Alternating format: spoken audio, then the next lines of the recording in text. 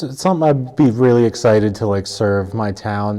My wife and I, we've moved around to a couple different places recently, and the town of Plainville's just kind of really taken us. So it's something I've been interested in like giving back to a community, and this community looks like one that I would love to be a part of. Now, So this would be a lot easier if your name were on the ballot. Why didn't you decide to run a few months ago? I did. I wasn't all the way there yet. I am still relatively new to the community, so gathering the signatures needed to get on the ballot was something I couldn't come through with. I had talked to some people at the town, and they said that a write-in campaign for this position was worth it. So I figured rather than scrap it and try again next year to take another go at it. So we'll see how it goes. For people who are watching and don't know who you are, who are you? Where are you from originally? So I grew up in Halifax, down near Plymouth. I went to school at UMass Dartmouth. I got a degree in computational mathematics, so numbers are my specialty. My wife is Rachel. She's the best wife that anyone could ask for. You're just trying to make brownie points now. Yeah, I'm just telling it like it is. Children? No children, not yet. That'll come sometime in the future, but How long have you been married?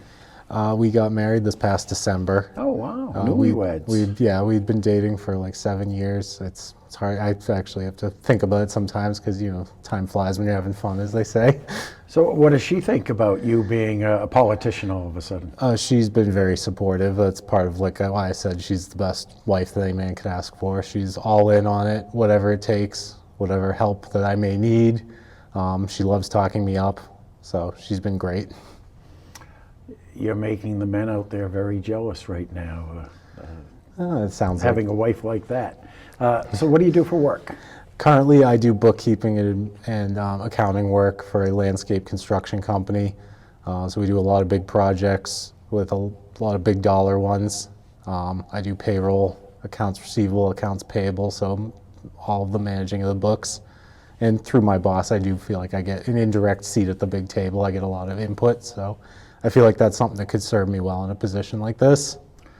I will be the first to admit that I don't know a hell of a lot about the Plainville Housing Authority. What can you tell me about it? Because I'm sure there's other residents who don't know much about I've it. seen that a lot, actually. I've seen when I posted some things online trying to drum up business for myself, so to speak. There's a lot of people that said we didn't even know we had one.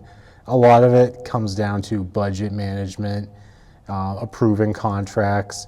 I've reviewed recent notes, recent minutes, and it's a lot of that. It's a lot of property management. But one of the big things is that it relies on somewhat on local tax money, but also federal tax money, which in times like these can be, you know, subject to the current administration. So are we going to see tax cuts to that? We don't know. I always say there's nobody better at working within a budget than me.